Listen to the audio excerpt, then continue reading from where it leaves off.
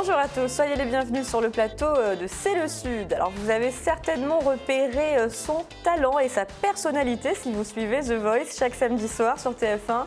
Il fait partie de l'équipe de Florent Pagny. Je veux parler d'Edgar, tout jeune, 17 ans et originaire de Fuveau. Bonjour Edgar. Bonjour, merci de me recevoir ici. C'est un plaisir de te recevoir. Tu vas nous parler de ton expérience, puisque demain soir, on pourra te retrouver dans The Voice, bien évidemment, pour de nouvelles épreuves. Donc j'imagine que la tension est palpable, mais on va en parler dans quelques minutes. Je te présente mes copains du vendredi, à commencer par Carole, qui nous propose chaque semaine une excellente recette de saison, bien évidemment. C'est vrai. Et bonsoir à tous. Bonjour Alexandra. Et il est encore question d'artichaut. Oui, c'est la saison 2 là. C'est la saison 2. Il y a 15 jours, donc je vous avais proposé un ragoût avec des artichauts cuits. Et là, ça va être en salade. Donc ça va être des cœurs d'artichauts crus. À l'italienne. À l'italienne. Tout ce que faire j'aime. plaisir. Voilà. Oh là là. Et puis ça, c'est diète, non, Greg? J'ai l'impression. Oh oui, J'ai l'impression. vous allez voir. Grégory Mostacci, coach sportif, qui va nous expliquer comment se mettre en condition pour avoir un corps de rêve cet été sur la plage. C'est un peu ça? On va dire que pour l'instant, il y a les nuages dehors, mais le soleil arrive, il est juste derrière. On a encore un peu de temps, mais pas beaucoup. Un tout petit peu de temps, donc je vais peu. faire un truc accéléré, quoi. Allez, on va dire qu'on a 2 mois, voilà, pour profiter pleinement de l'été. Mais pour démarrer, on va rejoindre Edgar du côté de Fuveau. Alors, je le disais, Edgar, vous participez à cette saison de The Voice sur TF1, célèbre télécrochet, comme on disait avant. Donc, il vous a révélé au grand public chaque semaine. Et alors, demain, samedi, vous allez participer à une toute nouvelle épreuve dans ce jeu. Il s'agit des Cross Battles. Alors, expliquez-nous en quoi ça va consister.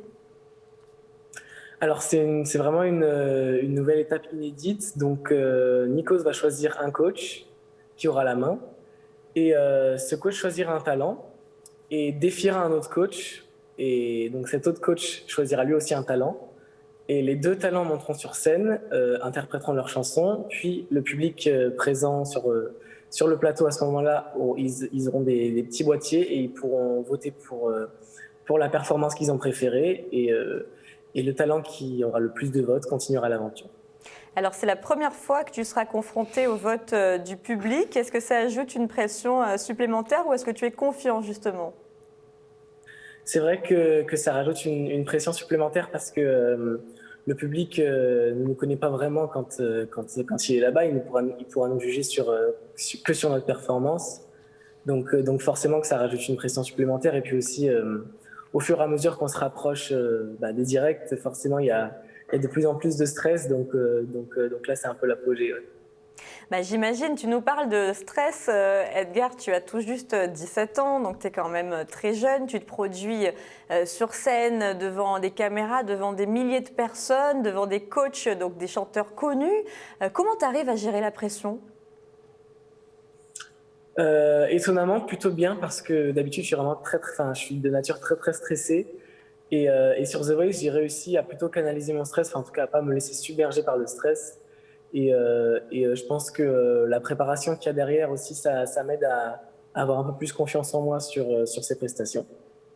Et puis peut-être tout simplement parce que tu fais quelque chose que tu aimes, donc tu t'exprimes finalement sur scène et c'est là que tu te sens bien. Ouais, je pense que ça doit être ça aussi. Alors la préparation, au niveau du choix des chansons, est-ce que tu as ton mot à dire ou est-ce que ce sont ton coach, donc Florent Pagny, qui choisit pour toi de manière arbitraire? Comment ça se passe?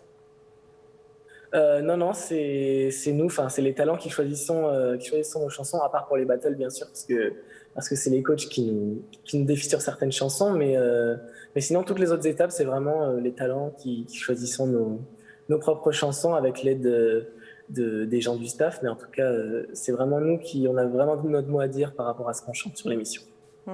Alors du coup, ça montre un petit peu le panel des artistes que tu aimes. Qui t'inspire, toi, en tant que chanteur? Je chante vraiment beaucoup de chansons de styles très différents, mais c'est vrai que j'aime beaucoup les chansons à voix, donc comme Adèle, Céline Dion, les grandes chanteuses à voix, comme j'ai pu chanter sur mes auditions à l'aveugle et sur mes battles. Mais l'aventure de The Voice, ça m'a aussi aidé à réaliser que la chanson française, ça avait une place assez importante pour moi. Donc c'est pour ça que j'ai choisi d'interpréter Ne me jugez pas, qui est une chanson en français et qui a un texte assez fort pour mes KO. De Camille Lelouch. Et de Camille Lelouch, exactement. Et aussi, j'ai un artiste que j'aime beaucoup qui est américain et que j'ai pas eu jusqu'ici l'occasion de chanter sur la scène de The Voice. Mais il s'appelle Ben Platt et il est acteur et chanteur et c'est vraiment un artiste dont je m'inspire beaucoup. Ça peut être un modèle pour toi. Alors, il y a Marie-Myriam, ancienne gagnante de l'Eurovision, qui t'a beaucoup soutenue dans cette voie, hein, qui t'a incité à participer au concours de The Voice. Elle y est pour quelque chose, du coup, dans cette réussite? C'est vrai que c'est elle qui m'a vraiment beaucoup encouragé à tenter l'aventure. Dès la première fois où elle m'a entendu dans un concours de chant, elle a vraiment insisté pour que je tente les castings. Donc c'est aussi grâce à elle que j'ai réussi à intégrer cette aventure extraordinaire. Et surtout que j'avais déjà tenté une première année et ça n'avait pas marché. Et je l'ai revue l'année d'après, elle m'a encore poussé à essayer, donc j'ai réessayé et cette fois, c'était la bonne. Et voilà sur The Voice. Comme quoi la persévérance paie. Est-ce qu'elle t'a apporté des conseils importants justement pour passer ces épreuves, elle qui avait le recul nécessaire? Elle avait beaucoup confiance en moi par rapport à ce que je pouvais faire sur une scène et donc elle m'a juste envoyé dans le grand bain, j'ai envie de dire. Donc elle m'a juste dit de foncer, de pas trop me poser de questions et c'est ce que j'ai fait et ça a très bien marché. Carole, vous suivez The Voice, hein, vous l'avez vu, Edgar? Alors, je l'ai vu la semaine dernière chanter de la chanson de Camille Lelouch et c'est vrai qu'il a un charisme. Mais on ne s'y attend pas quand on le voit arriver comme ça. Et puis timide après, au départ? Oui, oui. Ah ouais mais vraiment, je suis impressionnée de le voir. Là, quand il parle, voilà, il est tout discret. Mais c'est vrai qu'on sent que, je crois qu'il a trouvé sa voie, hein, son chemin. Ça se voit, hein, c'est vraiment. Hein. C'est ça qui revient souvent, Edgar, justement, la différence, la bascule entre l'apparence peut-être un petit peu timide d'un tout jeune homme et puis cette révélation comme ça sur scène, le fait que vous vous exprimiez, que tu t'exprimes. Je passe du tu au vous, excuse-moi. Que tu t'exprimes pleinement, justement, que tu prennes possession de la scène comme ça de manière totale. C'est vrai que je me transforme un peu quand je suis sur scène, mais c'est toujours moi qui suis sur scène, c'est toujours mon essence. Mais c'est juste que de faire ce qui me plaît et de faire ma passion et d'un peu montrer aux gens que c'est vraiment ce qui me plaît et que c'est ce qui m'anime surtout. Ça m'aide à me libérer et à montrer de quoi je suis capable et ce que je fais et juste ce qui me fait vibrer, quoi. Qu'est-ce qu'elle t'aura apporté cette expérience, quelle que soit l'issue du jeu cette année? Ça t'aura justement donné plus de confiance en toi-même, plus de confiance, plus d'assurance? Ça m'a donné beaucoup de confiance en moi et surtout ce que je retiendrai presque encore plus que ça, même si c'est vraiment une grosse part de mon aventure, ça m'a donné beaucoup d'expérience et aussi les rencontres que j'ai fait là-bas sont extraordinaires. Je me suis vraiment créé une deuxième famille là-bas avec tous les autres talents des autres équipes. Et c'est vraiment fou parce qu'on s'y attend pas quand on va à The Voice. Mais l'ambiance là-bas est vraiment exceptionnelle et on s'aime tous et on est vraiment tous là les uns pour les autres. Il n'y a pas de mauvais œil, il n'y a pas de personnes qui essaient de déstabiliser les autres. Voilà, pas de concurrence. C'est vraiment que de l'amour entre nous et on essaie de se porter au maximum et c'est vraiment incroyable. Oui, ça permet d'aborder les épreuves sereinement. Alors, 17 ans, c'est l'année du bac aussi. Comment tu arrives à concilier les deux, là? The Voice, le bac, tout va bien? C'est un peu compliqué avec la crise sanitaire et tout ça on a l'habitude d'entendre ça. Mais j'ai quand même réussi à rester accroché. Et aussi, comme les tournages étaient il y a quelques mois, c'était à ce moment-là où j'ai eu le plus d'absence par rapport à mes cours, etc. Mais j'ai quand même réussi à bien rester dans le chemin scolaire parce que c'était soit pendant les vacances, soit pendant certains moments où j'avais cours un jour sur deux, donc j'arrivais un petit peu à grappiller quelques heures par-ci par-là, mais j'ai quand même réussi à suivre. Comment tu t'imagines plus tard? Chanteur? J'aimerais vraiment beaucoup être chanteur. mais je sais vraiment que c'est une voie très très compliquée. Donc c'est pour ça que je vais continuer de faire mes études en parallèle l'année prochaine. Donc je vais faire 50-50 avec la musique. Mais je compte surtout pas m'arrêter et je compte bien tout donner pour y arriver. Tu as bien raison, il faut croire en ses rêves. Alors si tu remportes demain les Cross Battles, tu gagnes ta place en demi-finale, c'est pas rien. Hein. C'est vrai. Surtout que quand on arrive dans l'aventure, c'est un peu ce qu'on voit en premier. Le passage en direct sur TF1 en heure de prime, c'est vraiment quelque chose d'énorme. Et c'est vrai que c'est une énorme étape, mais après, c'est vrai que quoi que soit l'issue, l'aventure est déjà énorme. Et donc, on ne peut pas vraiment se plaindre à ce moment-là. Ta famille, tes amis, ils en disent quoi? Ils sont vraiment très contents pour moi et très fiers de moi, surtout. Ouais. Et c'est vrai que ça fait vraiment plaisir. Et il n'y a pas que ma famille, en plus. J'y reçois vraiment des centaines de messages de personnes que je ne connais pas au final et qui me soutiennent. Et ça fait vraiment, c'est vraiment une sensation étrange, mais ça fait vraiment plaisir. Et oui, j'imagine que ta vie a changé dans les rues de Fuveau. C'est un petit village. Quand tu t'y balades, on doit t'accoster, te parler des passages télé. Ça fait un petit peu longtemps que je me suis pas baladé dans mon village, mais c'est vrai que je reçois beaucoup de messages de personnes qui sont de Fuveau et qui me disent qu'ils sont fiers d'avoir quelqu'un comme ça dans leur village et tout. Donc c'est vrai que ça fait plaisir. Bon, bah, génial. On te suivra, Edgar. On sera avec toi demain donc, pour ces cross battle épreuves inédites donc, de coachs qui s'affrontent par le biais de leur talent. Donc, on découvrira la chanson, bien évidemment, que tu as choisie pour l'occasion, puisqu'on ne peut pas en parler avant. Voilà, c'est le suspense un petit peu qui règne. Il faudra regarder l'émission demain sur TF1 The Voice dès 21h05. Alors, je ne sais pas si tu fais attention à ton alimentation, à ta forme physique, pour pouvoir justement être en forme pour aborder ces plateaux. Oui, c'est assez important quand même, une bonne alimentation pour les chanteurs.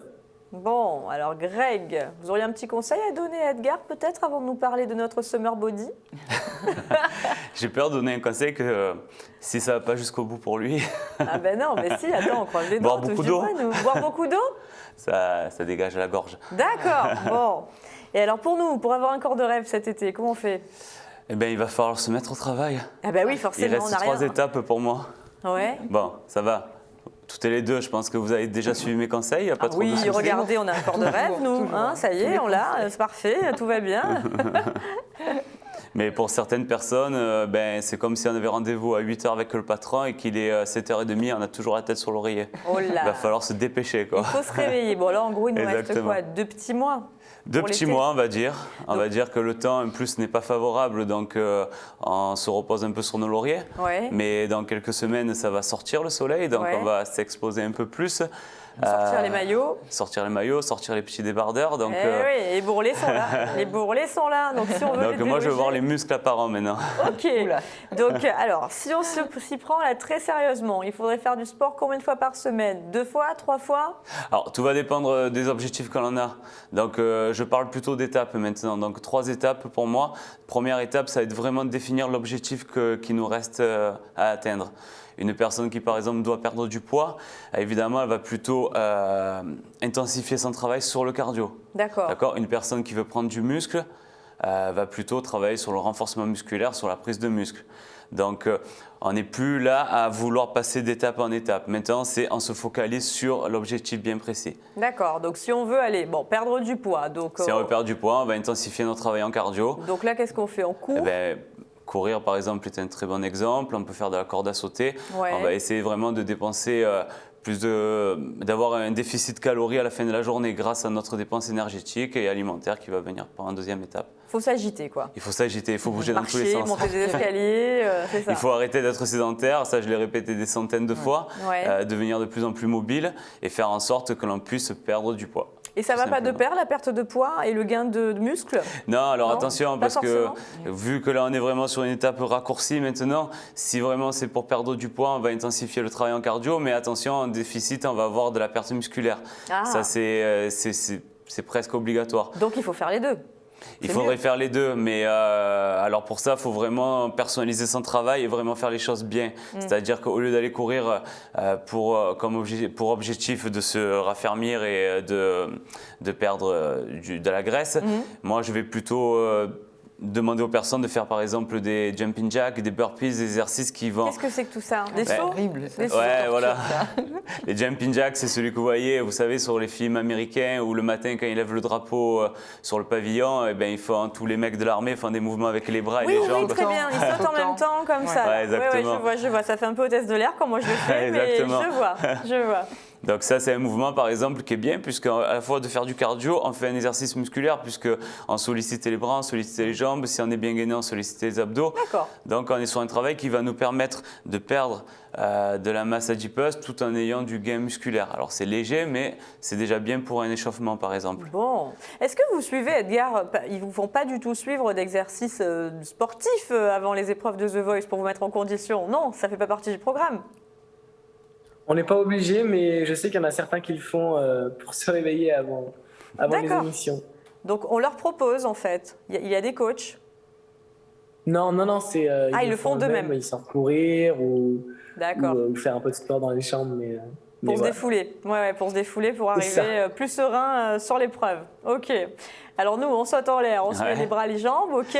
Une fois qu'on a trouvé vraiment le travail qui nous correspond et qu'on va vers l'objectif souhaité, deuxième étape, qui est en parallèle, j'ai envie de dire, c'est l'alimentation. Bien évidemment, ça va de pair. Regarde. Ça va de pair. Mais c'est sûr que si on mange du matin au soir et qu'on grignote tout plein de biscuits chocolatés, on ne peut pas non plus perdre trop de poids. Il faut être logique dans sa démarche, tout simplement. Ce qu'il faut arrêter, c'est le pain, par exemple. Le pain, d'accord. Le pain, ça fait grossir, ça fait gonfler. Ça fait gonfler. Donc, on va ralentir certaines sources de glucides, par exemple, pour vraiment aller sur une alimentation plus adapté et vraiment qui va nous permettre, encore une fois, d'avoir un déficit de calories. Est-ce qu'on arrête complètement d'en manger ou est-ce qu'on privilégie par exemple du pain complet, qu'on peut manger une tranche par jour?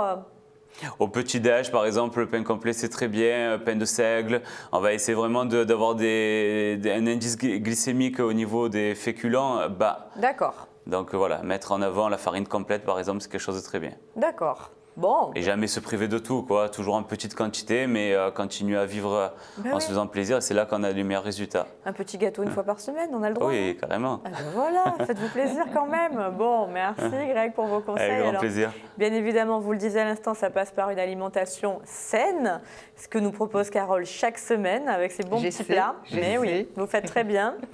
Et là, on va parler à nouveau d'artichauts, puisque c'est de saison, c'est tellement bon aussi. Les artichauts mais à l'inverse de la dernière fois, donc avec cette recette d'artichauts chauds, cuits, là on va les manger crus. Plus facile à préparer. Et là je les ai encore amenés comme il y a 15 jours. Comme des fleurs. Voilà, comme des fleurs. En fait c'est un légume fleur à l'artichaut. C'est vrai. Qui est la famille du chardon. Ouais. Donc dès que, comme je le répète encore, parce que vraiment ça marche, dès qu'on rentre du marché, on les met comme ça. Dans les tiges dans de l'eau et on les conserve conservera plus longtemps. D'accord. S'il fait chaud dans la cuisine, on les met au réfrigérateur. Et ça permet qu'ils restent bien serrés. Parce que quand on les achète, si on voit qu'ils sont tout ratatinés, que les feuilles elles sont ouvertes. C'est mauvais signe. Et qu'il y a des taches, c'est pas la peine de les prendre ceux-là, c'est qu'ils sont restés un peu trop longtemps chez le primeur. C'est vrai que ça arrive, Souvent. Les feuilles ouvertes, on évite alors. Oui, parce que comme ils se conservent peu, au bout de 2 jours, on le voit sur les étalages, ils n'ont pas la même allure. D'accord, donc on les achète, on les consomme assez rapidement. Oui, dans les 2 jours. L'idéal, oui, même c'est le jour même, c'est quand même mieux. Ok, d'accord. Bon, ça se mérite l'artichaut quelque part, mais le cœur à l'intérieur, c'est ce qu'on va déguster avec cette recette, mais c'est une magie, c'est un petit bijou. Cru, je crois, j'en ai jamais goûté, alors là, ça me dit rien. Il faut vraiment essayer avec un petit vin blanc, là, même à l'apéritif. Non, mais c'est vraiment le mélange Allez, ça y est, des Carole, saveurs. Elle se lâche. Elle est déjà à l'apéro. Non, parce que l'artichaut cru avec l'eau, ça marche pas. Non, ça fait un peu d'âpreté là, voilà. C'est amer. Voilà. Ouais, d'accord. Donc là, on va faire une salade italienne parce que encore une fois, les Italiens, ils adorent les artichauts crus. Ouais. Et puis, alors donc au niveau des ingrédients, donc là, je vais faire pour 2 personnes. On va se régaler. On va prendre 8 artichauts. Alors là, on va se passer l'envie comme ça. Voilà. Et puis je vais rajouter un peu de parmesan, donc italien, ou du pecorino, de la bresaola, vous connaissez? Bien sûr. Voilà. Oui. Alors j'ai dit bresaola, mais on m'a dit que non, c'est bresaola. Ah voilà, bresaola, qui est un peu notre viande des grisons, c'est du bœuf. Et puis, donc ça va bien marcher avec les artichauts. Donc on peut faire avec la viande des grisons aussi, par exemple. Oui. La bresaola, c'est plus fondant, hein, vous avez remarqué? C'est plus souple. Voilà, c'est plus souple. Voilà, donc je trouve que ça marchait bien. C'est bon. Après, on va faire une vinaigrette toute simple à base de moutarde, citron, ça c'est important, huile d'olive, poivre du moulin, un peu de pignon torréfié. Et puis du persil pour un peu de fraîcheur. J'aime bien toujours mettre un peu de verdure. Et vous allez voir avec ça, on va se faire une salade super. Edgar, est-ce que tu cuisines à ton jeune âge? En fait, je ne cuisine jamais, mais j'aime bien. J'aime bien le faire quand je le fais, mais je le fais presque jamais. Bon, écoute la recette, comme ça tu pourras la faire cet été, tu épateras ta famille. Et puis au moins c'est diète et ça te mettra en forme c'est plein de pour les prochaines épreuves. Allez, c'est parti. Allez, c'est parti pour les images. Alors, parce que c'est vrai que l'artichaut, c'est bon pour la santé. Ça nettoie le foie. Carrément. Alors la première chose qu'on va faire, ça c'est l'astuce, c'est de préparer d'abord la vinaigrette avant de préparer les artichauts. Donc moutarde, citron, huile d'olive, ce qui va permettre qu'à chaque fois qu'on va préparer le cœur d'artichaut émincé, on va le plonger dans la vinaigrette et il ne va pas s'oxyder. Ah oui, parce que ça s'oxyde, ça devient noir et c'est pas beau. Comme l'avocat, c'est moche. Voilà, après, exactement, c'est comme l'avocat. Donc là, j'ai préparé ma vinaigrette, elle est à côté. Maintenant, deuxième astuce, avant de les préparer, vous pouvez frotter vos doigts, comme ça, les bouts des doigts dans le citron qui a servi à faire la vinaigrette, pour éviter d'avoir les ongles noircis. Ah, d'accord. Voilà, et après, donc, on coupe la tige, on enlève les premières feuilles qui sont très dures, hein, voilà, et quand on a des artichauts violets de qualité, tout de suite, on va rencontrer les feuilles plus les tendres. Feuilles, du coup, on les jette. Hein. On les jette, mais j'essaye d'arracher la feuille en laissant la partie comestible sur le cœur, là, pour pas gaspiller. Il n'y a pas moyen de les faire cuire à part Après, oui, on peut les faire cuire, pour les faire des récupérer. infusions. Oui. D'accord. Voilà, après, j'enlève la partie verte, la dure, comme ça qu'on dit tourner l'artichaut. Ah oui. Voilà, on coupe les feuilles. Et puis là, je le coupe en deux pour voir si jamais il y a un petit peu de barbe. Oui. Parce que, bon, souvent, dans les artichauts violets, il n'y en a pas beaucoup. Hein. Là, ça démarre comme l'autre recette pour le moment. Hein, donc je les émince. Là, par contre, je les émince en plus petits que pour le ragoût. Hein. Ouais. Et puis tout de suite, voilà, l'astuce, c'est tout de suite, je vais les mettre dans la vinaigrette citronnée. Je les incorpore bien, je les enrobe de vinaigrette. Ouais. Et puis on fait ça tranquillement. Là, je suis au 8e artichaut. Ah ouais, faut du courage, hein. Non, mais sincèrement, quand on a l'habitude, après, ça prend une minute par artichaut. Et un bon couteau. Voilà, un bon couteau. Voilà, là, je finis par émincer. Et l'astuce, c'est vraiment de préparer la vinaigrette avant, hein, Alexandra. Oui. Sinon, ils vont noircir. On dirait des champignons, là, comme ça. Donc ensuite, on va rajouter du persil. Ouais. Donc un petit peu de persil haché menu au couteau, jamais au robot, hein, comme je vous le dis toujours, hein, parce que sinon il perd son eau. Ouais. Voilà. Et là, je vais rajouter des capres. Ah oui, j'avais oublié de vous dire qu'il y avait des capres. Ceux-là, ils viennent de Sicile. Ils sont à l'huile d'olive, mais bon, on peut prendre des capres au vinaigre. Hein. Voilà, ça, si on n'aime pas les capres, on n'en met pas. Hein, c'est pas très grave. Là, j'ai mis une cuillère à café de fleur de sel. Ouais. Et puis voilà, on pourrait s'arrêter là, hein, et déguster les cœurs Sauf comme ça. Sauf que vous avez de la bresaola. Là, on va se régaler, on va se faire deux belles assiettes, ou on peut faire des petites assiettes pour l'apéritif pour plusieurs personnes avec ces quantités. Hein. Donc j'ai tapissé le fond de l'assiette de bresaola. Ensuite, je dépose la salade de cœur d'artichaut cru par-dessus. Et je vais juste rajouter 2 ingrédients pour terminer. Quelques pignons torréfiés. Et puis idée. Du parmesan. Alors pas en copeaux, mais plutôt en gros morceaux, même je les écrase un peu ça a avec les doigts. l'air bon cette salade. Comme ça, c'est agréable. Alors bien du poivre du moulin, un petit peu d'huile d'olive pour finir. Et je vous assure, ça, c'est aussi bon pour la santé que bon pour le moral. Ça a l'air super bon. Ah ouais, moi j'ai vraiment un faible pour les artichauts crus comme ça. Greg ? Et je valide. Alors, je valide direct. Edgar, ça te donne envie ? C'est vrai que ça a l'air très très bon. Ça a l'air bon, hein, je suis d'accord. Alors cette recette, on peut la retrouver demain dans la Provence, Carole ? Alors demain, c'est le 1er mai, il n'y a pas de journal. C'est le seul jour de l'année où la Provence n'est pas dans les kiosques. On saute une semaine avec vous pour la Provence, mais on vous retrouve sur les réseaux sociaux. Oui, bien sûr. Vous travaillez quand même, vous, le 1er mai. Le 1er mai. À 10h, sur votre chaîne YouTube, Carole Cuisine. C'est ça. En tout cas, merci pour cette belle recette, ça donne carrément envie. On va terminer avec une petite actu musicale. Le duo pop-électro marseillais Lou et Monetti sort aujourd'hui même le clip de son nouveau single, Goodbye. Je vous propose de regarder un petit extrait.